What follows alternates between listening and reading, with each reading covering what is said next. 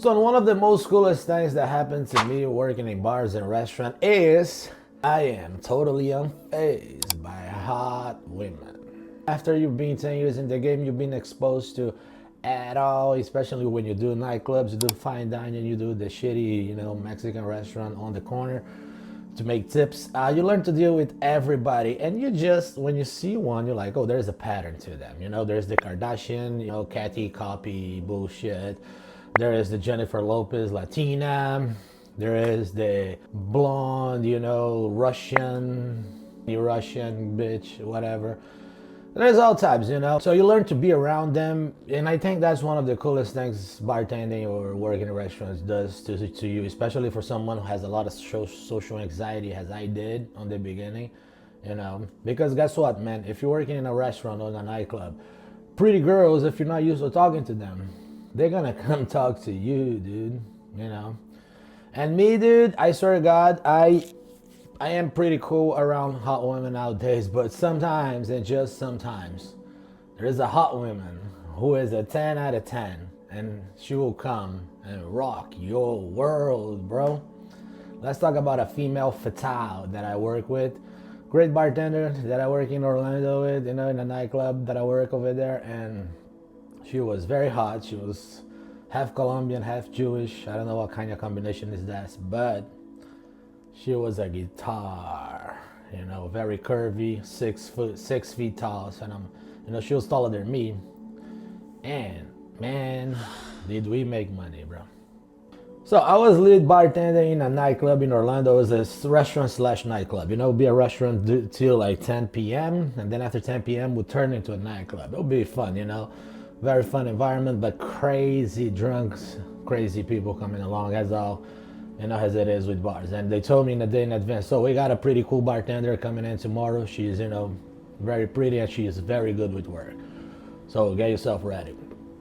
I'm, in a bar already, and then there she comes. And when I see her, imagine 6 feet tall, straight hair, Colombian brunette, very curvy, she was fire, man. And even he was like, damn! The same, that scene in Friday, I was like that, man. And here it comes. When a woman is that powerful, I think like this woman, let's call her Paulina, because I'm not gonna say her name, but Paulina, very nice. And as I look at her, I'm like, God damn, she's hot. You don't wanna, be abrasive or anything like that, but when I saw it, I think she saw it in my eyes. It was like, being biological response, right? Like, oh shit, she is 10 out of 10 and she's fuckable. Oh my God, my body was giving clues, I guess. So when she came my way, and I'm like, hey girl, what's up? How you doing?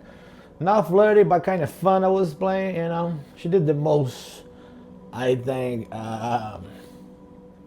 cock blocking manifestation that I ever see a woman, and I think it applies to everybody. You know what she did to me? I was like, how you doing? I was, very, being, energetic about it. She does this. What's up, bro? Fist bumps me. In that moment, bro, I swear to God, any sexual energy that was between us, because it was just coming from me, I'm sure, dissipated. I was like, oh shit, get serious. All right, hey. All right, so we're gonna start training. Then I start being professional and shit, and I worked with Paulina for over 8 months, and we did great money. And when you go up, to Florida, and you see one of those bartenders, females, they're pretty, but they have the shit together, They move behind the bar as if they're Spider-Man in fucking New York, grabbing bottles just like, she was fire, man. And I remember there was a lot, because I don't know if you know this, but like we men, a lot of times are very nasty with the way we hit on women just out of spite, because like if you go to a place and they're being nice to you, like you being at Starbucks or whatever, and that girl is being overtly nice, you think she's flirting with you, right? That is one of the most like things that happen in human history, I guess, that men misunderstands niceness with flirtiness, which is weird, right? I probably was like that before I started working in restaurants, until I realized, oh, she's just doing her job. And so working with her, because we work side by side, and we just like the two of us a lot of the nights on the bar, man would say the most this crazy shit to her, like, hey, can I have the check and your phone number? Oh, hey, are you on the dessert menu? Can I order you? But like, they won't say that like to make her laugh, just to, you know, hey, babe. Like, you see old man coming in, dude, calling her baby. I'm like, oh my God. So this girl, like, she was pretty, but also she was fire on the sense that she wouldn't take bullshit. You know, if you come in and think you're gonna be on a flirty situation, her she'll just cut you. For example, with old men, she would do one thing that was very interesting. She would look at them and be like, oh my God, whenever they're like trying to get flirty with her, she was like, oh my God, hi, I'm Paulina, what's your name? And the guy would go like, George. It was like, oh my God, George is the name of my granddad. I love him. And then immediately, the dude was like, oh shit, I'm old as fuck. I think in their mind, it would click, right? Because she was mentioning the grandma. I was like, you look like my grandma kind of thing, right? I was like, God damn, this girl got it, bro. Like, I don't even need, like, sometimes you need to, like, intervene because the guy's like, let's go to my condo in downtown after you're done.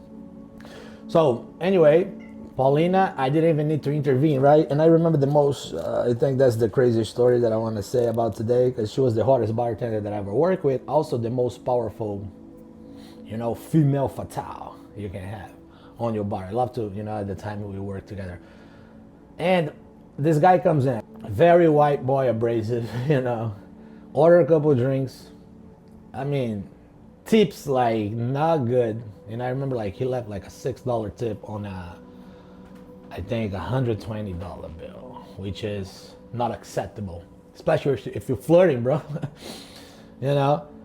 And he was being a fucking stupid one night, like, come on, man, let's go out, me and you and shit. She was just like, oh my God, you know, run away, because we got a lot of shit to do. If you're trying to flirt with a bartender on a Saturday night in a nightclub, bro, what the fuck are you even doing? Why you got out of the house? Just to, you know. He keeps bothering her, and we kept working, right? And this is like 1 o'clock in the morning. He is shit-faced, and she says the phone. You really want to go out with me? After he asked like for the 14th time. You really want to go out with me? But when she said that, the tone she said that, she sounded excited. And the guy's like, yeah. I was like, huh, there's something coming with this bitch. This bitch, I can never see what's coming, bro. It's like, all right. You see Tony over there? That's my gay friend. She had like a couple gay friends that would come around every Saturday night and just hang and get drunk, you know, shots and whatnot. You see Tony over there? He thinks you're cute. So here's the rule. You really want to go out with me, right? And they were like, yeah. He was like, yeah, come on, man. I'm here for an hour asking you, you know. All right. So here's the rule, right? He thinks you're cute. Tony thinks you're cute. So if you go and make out with him a little bit, just one kiss, just to show that you really want to go out with me, I'll go out with you. And then he was like, fuck, man, are you serious? No, come on, I'm not gonna do that. Like, I thought you wanna go out with me. Come on, it's just one kiss. You probably kissed your cousin when you're little. And the guy was like, oh my God. Da, da, da. He goes, makes out with this dude. I don't know for how long. I just saw like, oh shit. You know, this dude goes over there, start making out with this gay guy. And then he comes back, and it was like, everybody was, you know, looking at this, people recording, man. It was so embarrassed. And then he come like, all right. And she was like, nah, man, you gay, dude. You making out with Tony? How you want to take me out? If you kissing a man, I'm not going to kiss a guy who kissed another guy. You know, that's gay. And, you know, because it was so embarrassing, the guy realized, like, holy shit, what the fuck? And then he just left, dude. Like, that was so demoralizing, man. And also a proof that a man would do anything just to, you know, they don't have ways of working a girl, and I think that was disturbing, right? But anyway, that was Paulina, man.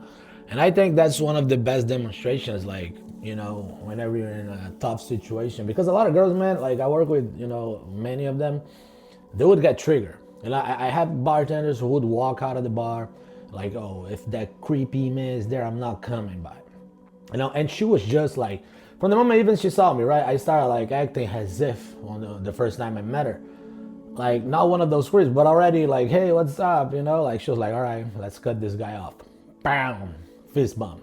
I swear to God, man, the moment she fist bumped me, everything changed. I think that's something you can do too. You know, if a guy is being flirty with you, it's like, all right, cool, bro. What's up, bro? Fist bump the guys if he's a brother, you know. And that's it, man. So Paulina, hottest bartender I ever worked with, hottest mine too. So I think that's something you girls might use, you know, when you're out and about. Another thing that I want to share: if you're in a serious bar, they have a code when someone is trying to like harass you sexually. You know, you ask if John is there. You go up to the bartender and ask like, "Hey, is John working tonight?" And then you just point to someone who is near you. You know, because usually there is no John, so the bartender would know like, "Oh, who is the guy who's arrested?" They would tell security. Security comes, kick the guy out. Because it's weird, man. A lot of shit happens during the nighttime, and I think we all know. You know, there is spiritual theories that mention ghosts, hungry ghosts. You know, hungry ghosts spiritually are the people who are addicted, and they cannot control the addiction. They just go to bars and places to feed the addiction. And bars, bro, if you work at it, it's sometimes very nasty. All right.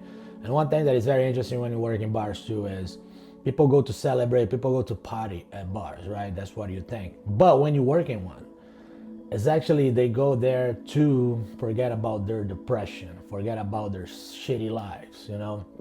The more someone drinks, the more they like go down on the hole of the depression, because after like 10 drinks, crying comes out, aggressiveness comes out, toxicality starts, you know, eroding around the bar, especially a relationship that is toxic and they have like a few drinks, start fighting.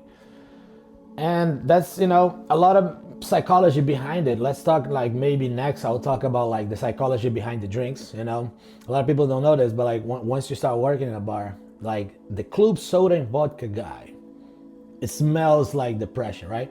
Because what's that drink? That drink means that you want to blend in, dude. You want a low calorie, low risk, you know, choice. That's what you're doing. And for today, my friends, see you guys in the next time. Keep at it. If you're a bartender, leave a comment. Tell me your crazy story, because I'm sure you have many. See you soon.